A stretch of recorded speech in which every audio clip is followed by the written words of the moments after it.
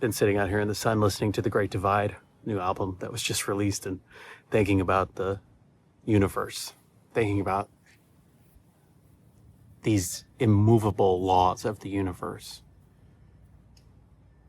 Things like E equals MC squared, things like the law of thermodynamics or the laws of gravity, or the law that states that things happen exactly 7 seconds after they would have been convenient. There are other laws that are just as true, just as immovable. Bikes must be expensive. There's also formula, N+1. Everyone knows this formula, right? It's the formula that says, it tells you the right number of bikes. The correct amount of bikes is always N+1. So, if these are immovable laws, if these are true, well, unless you're independently wealthy, or maybe you're one of these guys, you start to run into trouble. You get into trouble really fast if both of those things are true. I started to think, are those things true? So, tell you a little bit about how we got here. I took a look around my shop. I had a Project One Imanda sitting in the corner. I wasn't riding it that much, but when I did take it out, it was the right tool for the job, so to speak. It was really pretty. Gave me a great amount of joy to build it up and to ride it when I did ride it. But then I built a gravel bike and I started to ride that bike more and more. And so the Imanda got put to the corner, and I would go out there and I would see it in the corner and I would feel sad. Sad because it wasn't getting the time it deserved. So how did we get here? Well, around the end of the year, 2025, the old tried and true formula of N+1 finally caught up with me, and I decided that my gravel bike, my plan to make my gravel bike my do-it-all wasn't quite gonna cut it, and that I would like to build up a new road bike. So I did a lot of research, looked at a lot of geometry tables, and was looking at frames like the Factor Ostro van version 2, the Cervelo S5, the aero, modern aero frames. The thing is, I just sort of enjoy bikes. I like to build bikes. I don't just like riding bikes. I like to tinker with bikes and come up with interesting things that I think fit me personally, and so I like to be sort of hands-on with it. And so looking at geometry tables and figuring out the different things and how they fit and how it all works together is enjoyable to me. And so I spent a lot of time doing that. And I got wind that State had a new aero frame that they were about to release, and so I started looking into that, and I found the OEM for their frames, and I went directly to them, and I started to chat with them, and started to look at the geometry tables and what I could potentially build up, and that's, over the course of a couple months, that's what happened. That's how we got here. Right, okay, sniff.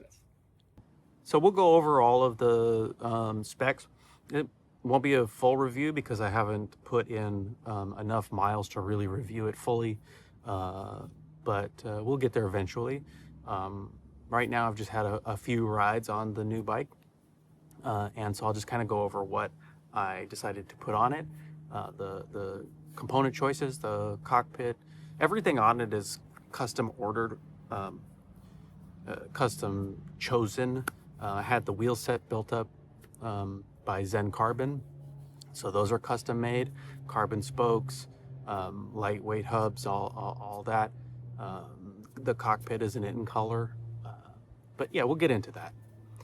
And we'll also look at the total system weight including the pedals and all that, and show you how it compares, right, to something that you could get from a big brand.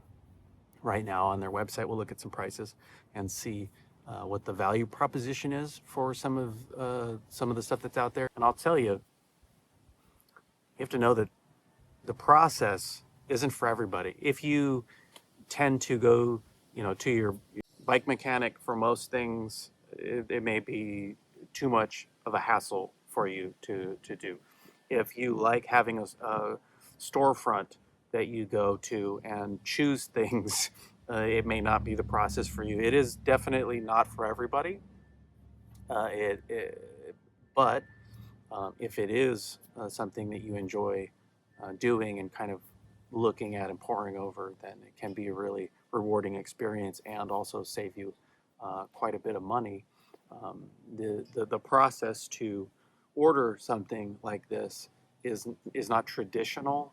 You'll spend a lot of time really chatting directly with sometimes the manufacturer, sometimes it's a reseller, but almost always it's a direct contact you'll be dealing with using either like WhatsApp or Instagram. A lot of the companies will sell you direct over Instagram, so you do, and also you'll need to know what you want.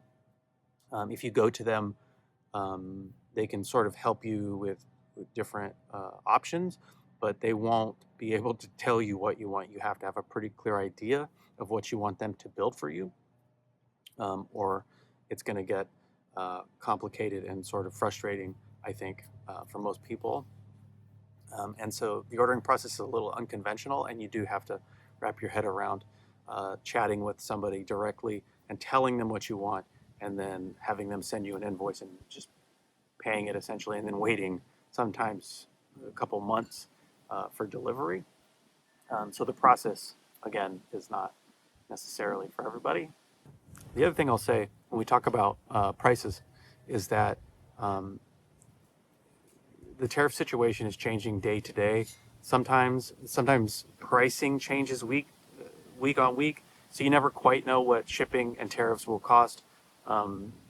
They've got it pretty streamlined now, where there's very little risk of having ugly surprises on delivery. That was sort of touch and go for a while, but the prices do change time to time. So if you see the pricing that I'll list, or you see pricing somewhere else, that's not necessarily what you'll pay. And sometimes you can get them also because you are really sort of negotiating directly with the reps. You can get them to add some additional value to some of this stuff if you're nice to them. All right, so the frame itself is a Speeder. That's the brand name. Speeder and Adapt both make this frame, and it's also sold now in the U.S. as the State Aero, the new Aero carbon Aero frame. I'll put up a geometry chart here. This is the 510 size, which matches up. Strangely enough, it matches up to sort of a 54 in most geometry charts. My first impressions with the frame was really positive. The internal, it's an EPS molded frame, so there's no ugly like seams or anything in the carbon underneath. It all looks very smooth and very well done. All of the facing was good. A lot of the times on these, you can have problems with the facing of the brake mounts or the bottom bracket, and all of these were awesome. Really well done, high quality. And to compare it to something like my Project One bike, it really does. It's up there. To me, I didn't have any issues with the clear coat or any of that. Everything went together really, really nicely. So I actually ordered it just before the Chinese New Year, and I was a little worried that there would be some delay with that, but they actually had my size in stock. And this is just a raw carbon frame with a clear coat over it, so no special color choices or anything, which you can actually order. They'll paint it for you if you want. but I just wanted the clear coat over raw. He had my size in stock and sent it right out and got it really quickly. Honestly, it was just a few weeks after shipping that I received it. No surprises or anything. So I went Shimano for the group set. It's basically an Ultegra group set with a Dura Ace crank, trying to save a little weight to get the overall system weight down with the crank, because there's a lot of weight in the crank to be saved. And could have saved a little more going with an ultralight crank, but honestly, I like the Dura Ace cranks, and I think for the weight, they're fine. Very reliable, no surprises. The cassette is an ultralight. The cassette is an ultralight cassette, 12 speed. It's an 11 to 32 ZTTO cassette. Doesn't shift quite as well as the Shimano cassette, but close enough, and it does not weigh very much. So you do save a ton of weight there. But other than that, yeah, full Ultegra group set, running perfectly. The cockpit is an in-color aero wave. I think it's their new cockpit. I sized it, the 35 hoods size. I don't know what it is at the drops, but it does flare out a little bit, so you get a little bit more in the drops. I usually will run like a 38 or 40, so they are pretty narrow, but honestly they're not bad. And I can run the hoods pretty much straight, and they fit really well, and they feel really good, and there's a little bit of a rise to them, and so you get a little bit of a rise out of the shape of the bars, and because it is a -10, but then you get the +20 on the hoods, which is really nice. And so it's really nice to be able to get into sort of that low, parallel forearms position on it. And that's kind of what I was going for, was an aero position. It's a 140 stem on it, but the way it measures, it's not quite 140. So it looks long, but it really isn't too bad. And finally, we'll talk about the wheels a little bit. These are Zen Carbon custom made.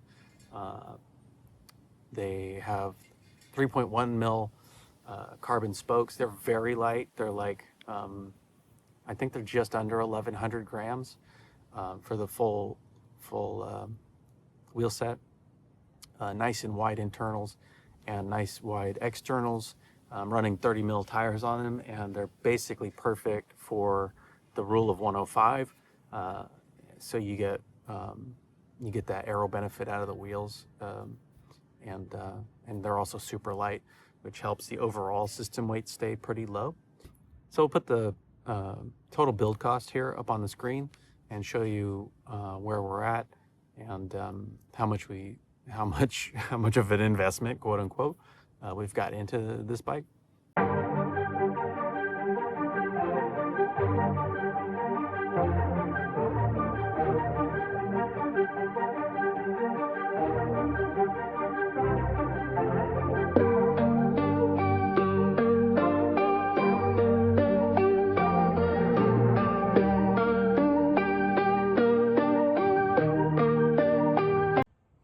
All right, what does this thing weigh? Let's find out.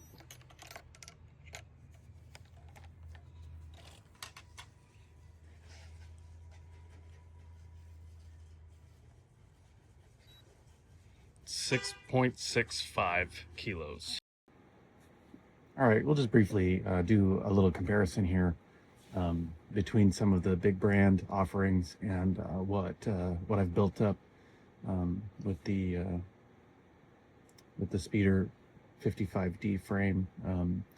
So I've just pulled up a few tabs here. We'll just quickly go through them and look at the pricing, and then kind of compare the specs. I've tried to be as fair as possible by selecting models that most closely resemble the componentry. So if you want Ultegra Di2 on a tarmac, you have to get the SL8 Pro. That comes with Roval carbon wheels, and you're looking at 8,500 US dollars. And in this configuration, for weight on this bike, they're going to list it as 7.25 kilos, so like 15, almost 16 pounds, in a size 56.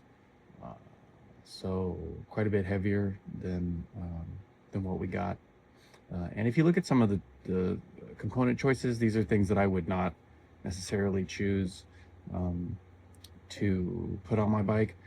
This model does come with the Shimano crank, Ultegra crank with the power meter, so that is actually pretty good. At least they're not using a Shimano power meter, because I wouldn't run that. The wheels are 21 mil internal. I'm not sure what the external on the Revals is, but I wouldn't necessarily choose these wheels to put on my bike either. So it's nice that we have some options.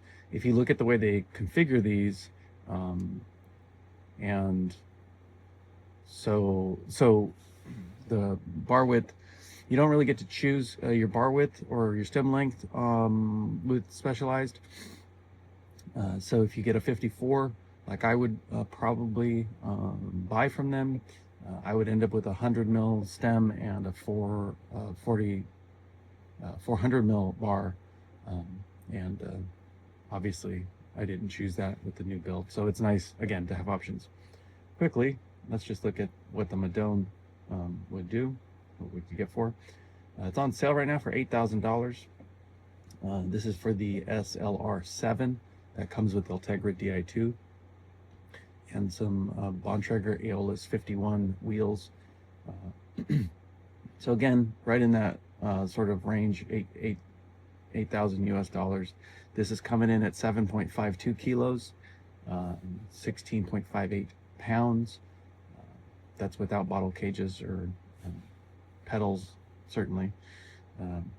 The Aeolus wheels are actually a little bit more of a modern spec than the Revals, I think. They're 24 mil internal, and they have a 31 external, so not too bad. And they're 51 deep. But again, we're at $8,000 for a 7.5 kilo bike. Quickly, we'll just look at one last one. This is the new Canyon that you can't actually buy yet, as far as I know. While this one is going to be spec'd higher than what we've got on this bike that I built, you have to buy the Dura-Ace model here for 10.5 grand, but it probably more closely matches the frame that I have than the aero does. And also, when we talk about tire clearance, this one is probably going to be closer to it as well. So a little bit closer in that regard. However, for 10.5 grand with a full Dura-Ace group set on it, you are looking at, let's see if we can find the weight here.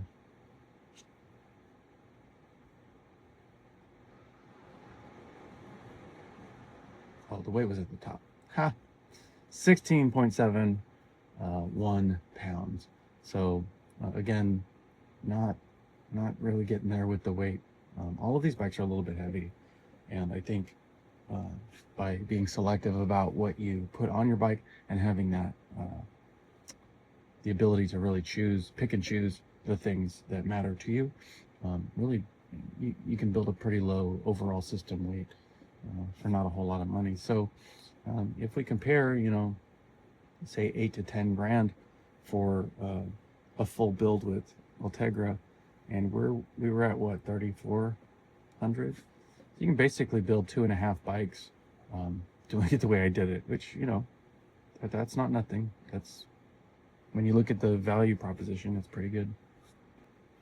Now, I know that there's the elephant in the room of warranty, and while it is true that going about it the way that I go about it, there is no real robust warranty process or support or service, other than kind of relying on your contact at the company to be around and be able to supply you with parts if you need them, that kind of thing.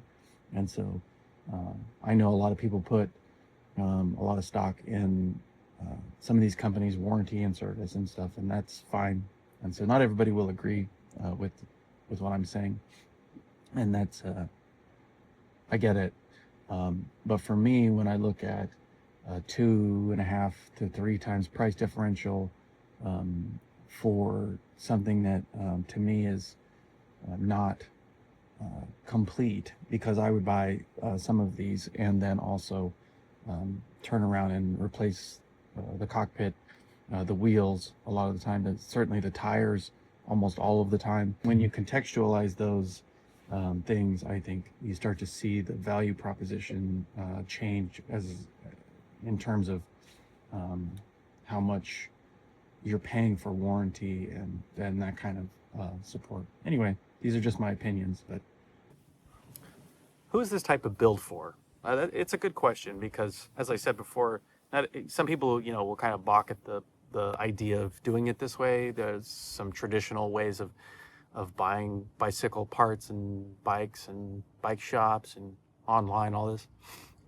Because if you go direct like this, a lot of the time these sellers won't have working websites.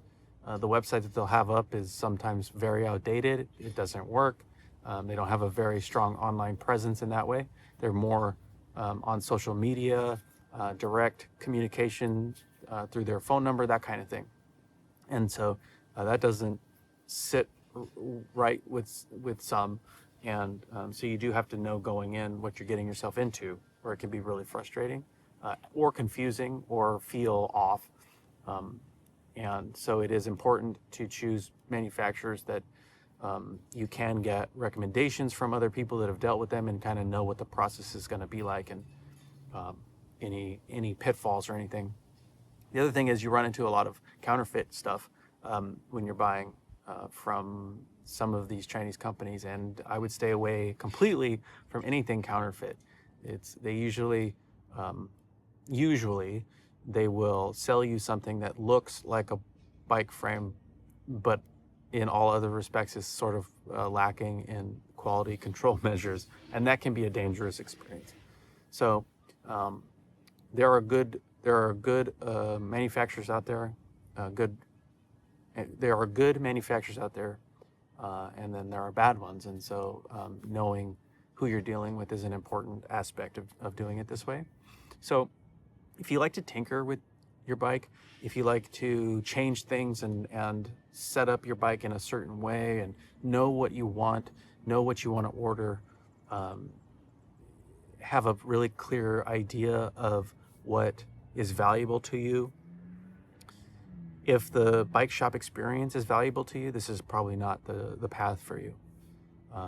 If you require a bike mechanic to do most things on your bike, this may not be the path for you. Although if you have a bike mechanic friend who really wants to help you out, then it can be a rewarding experience, maybe. If you like to tinker, if you like to know what you're putting on your bike, if you have a very specific need or desire to build out something, then it can be a good path and save you a lot of money, and you get a real strong value to cost.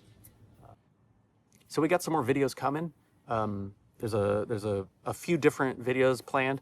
We are going to aero test this bad boy back here. I'm gonna aero test it against my gravel bike, and I'm gonna aero test it against my vintage Le Mans road bike. That is in the works right now, and I'm still looking for a good loop to do some actual aero testing with it on. But once I find that, I'm gonna get those laps in, and I'm gonna publish some data on those tests, and we're gonna find out which one's faster. And if it is not this bike, I'm I'm not sure what we'll do, but I think it will be because it feels fast. And when it feels fast, it is fast, right? Other than that, I know everybody's waiting for the race recap video, which is coming. I have some other stuff I got to shoot for that. But we're going to go over how the race went, and we'll give you an update on the tires that I chose for that video. So I'm excited to share that with you. Yeah, and we got some other stuff, some training related stuff, a lot of cycling related content. All right, that's going to do it for today. Just want to thank everybody for watching. Really appreciate everybody giving me your time and watching these videos. And you know, if there's anything that you have a question about that I didn't get to, anything about cost or weight or performance, I'm happy to answer those questions. You just leave them in the comments, and I'll get to those. If you wouldn't mind hitting the thumbs up, maybe consider giving or subscribing to the channel. That really does help out. It helps more people see the videos, and it definitely, you know, helps me out. So I appreciate that. I just want to say how cool it is to be able to make videos about bikes and to talk to everybody. It's like, you know, we all love cycling, we all love bikes, and being able to make videos and meet new friends and talk about this stuff together is really, really awesome. So yeah, thanks for watching, and we'll see you in the next one. Peace.